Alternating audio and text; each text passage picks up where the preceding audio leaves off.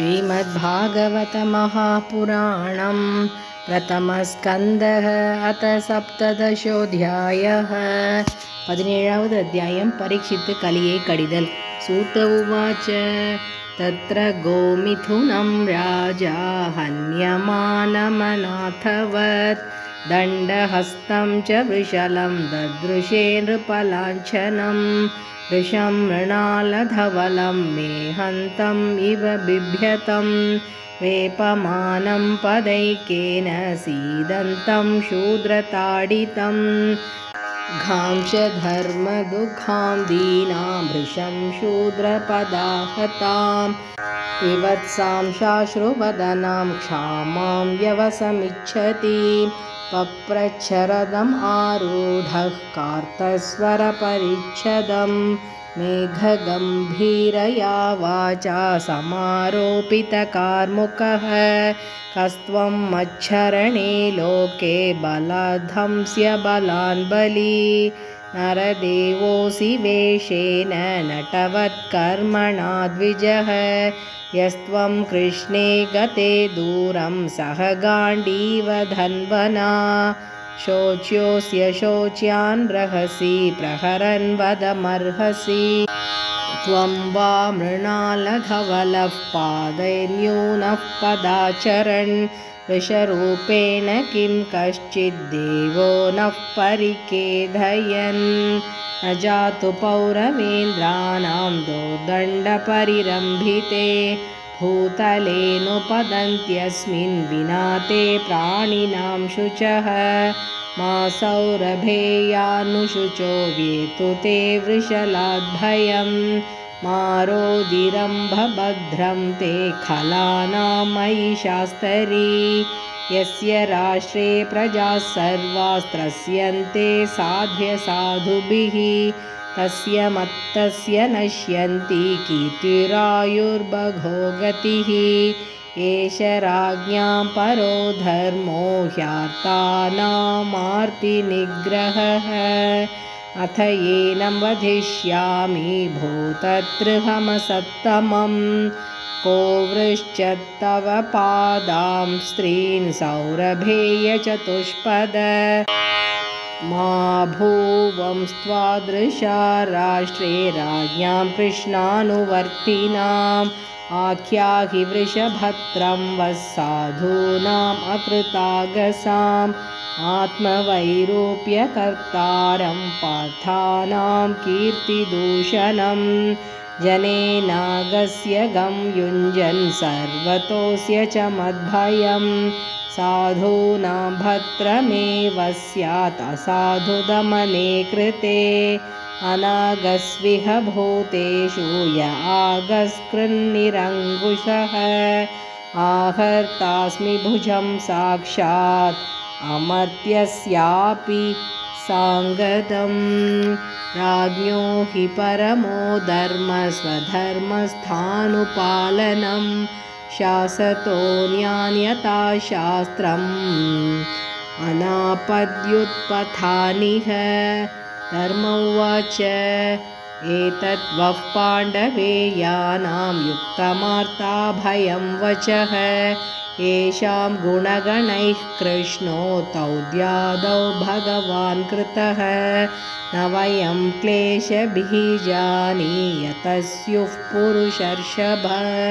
पुरुषं तं विजानीमो वाक्यभेदविमोहिताः केचित् विकल्पवसना आहुरात्मानमात्मनः दैवमन्ये परे कर्म स्वभावमपरे प्रभुम् अप्रतर्क्याद् अनिर्देश्यात् इति केष्वपि निश्चयः अत्रानुरूपं राजर्षे विमृशस्व मनीषया सूत उवाच एवं धर्मे प्रवदति स सम्राड्विजसत्तम समाहितेन मनसा विकेतः पर्यचष्टतं राजोवाच धर्मं ब्रवीषि धर्मज्ञ धर्मोऽसि वृषरूपदृक् यदधर्मकृतस्थानं सूचकस्यापि तद्भवेत् अथवा देवमायाया नूनं गतिरगोचरा चेतसो वचश्चापि भूतानाम् इति निश्चयः तपःशौचं दया सत्यम् इति पादाः कृते कृताः अधर्मांशैस्त्रयो भग्नाः स्मयसङ्गमदैस्तव इदानीं धर्मपादस्ते सत्यं निर्वर्तयेद्यतः तं जिगृक्षद्यधर्मोऽयम् अनृतेनैदितः कलिः इयं च भूर्भगवता न्यासितोरुभरा सती श्रीमद्भिस्तत्पदन्यासैः सर्वतः कृतकौतुका शोचत्यश्रुकला साध्वी दुर्भगे वोजिताधुना अब्रह्मण्या नृपव्याजा शूद्रा भोक्ष्यन्ति मामिति इति धर्ममहीं चैव सान्त्वयित्वा महारथः निषादमादते खड्गं कलये धर्महेतवे तं जिघांसुम् अभिप्रेत्य विहाय नृपलाञ्छनं तत्पादमूलं शिरसा समगाद्भयविह्वलः पतितं पादयोर्वीक्ष्य कृपया दीनवत्सलः शरण्यो नावदिश्लोक्य आह चेदं हसन्निव राजोवाच अते गुडाकेश यशोदराणां बद्धाञ्जलेर्वै भयमस्ति किञ्चित् न वर्तितव्यं भवता कथञ्जन क्षेत्रे मदीये त्वमधर्मबन्धुः त्वां वर्तमानां नरदेवदेहेषु अनुप्रवृत्तोऽयम् अधर्मभोगः लोभो नृतं शौर्यमनार्यमंहो ज्येष्ठा च माया कलहश्च दम्भः न वर्तितव्यं तदधर्मबन्धो धर्मेण सत्येन च वर्तितव्ये ब्रह्मा वर्ते यत्र यजन्ति यज्ञैर्यज्ञेश्वरं यज्ञविधानविज्ञाः यस्मिन् गरीर्भगवान् युज्यमानः युज्यामूर्तिर्यजतां शं तनोति कामान् मोगान् स्थिरजङ्गमानाम् अन्तर्बहिर्वायुरिवैष आत्मा सूत उवाच परीक्षिद्दैवमादिष्टः सकलिर्जातवेपतुः तमुद्यतासि माहेदं दण्डबाणिं विवोद्यतं कलिरुवाच यत्र क्वचन वत्स्यामि सार्वभौमतवाज्ञया लक्ष्ये तत्र तत्रापि त्वामातेषु शरासनं तन्मे धर्मभृतां श्रेष्ठस्थानं निर्तेष्टुमर्हसि यत्रैव नियतो वत्स्य आदिष्ठं स्तेनुशासनं सूत उवाच अभ्यर्थितस्तदा तस्मै स्थानानि कलये ददौ व्यूतं पानं स्त्रियशूना यत्राधर्मश्च दुर्विधः पुनश्च याचमानाय जातरूपमदात् प्रभुः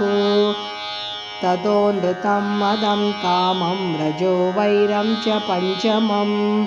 अमूनि पञ्चस्थानानि ह्यधर्मप्रभवः कलिः औत्तरेयेण दत्तानि न्यवसत्तन्निदेशकृत् अथैतानि न सेवेत बुभुषुः पुरुषः क्वचित् विशेषतो धर्मशीलो राजा लोकपतिर्गुरुः वृषस्य नष्टान् स्त्रीन् पादान् तपःशौचं दयामिति प्रतिसन्धत आश्वास्य महीं च समवर्धयत् स एष एतर्ह्यद्यास्ते आसनं पार्थिवोचितं पितामहेनोपन्यस्तं राज्ञारण्यं विवीक्षता आस्ते धुना स राजर्षिः कौरवेन्द्रश्रियो लसन् गजाह्वये महाभागश्चक्रवर्ती बृहच्छ्रवाः इत्थं भूतानुभावोऽयम् अभिमन्युसुतो नृपः यस्य पालयतः क्षोणीं यूयं सत्राय दीक्षिताः। श्रीमद्भागवते महापुराणे पारमहंस्यां संहितायां प्रथमस्कन्धे कलिनिग्रहो नाम सप्तदशोऽध्यायः। हरे नमः हरे नमः हरे नमः।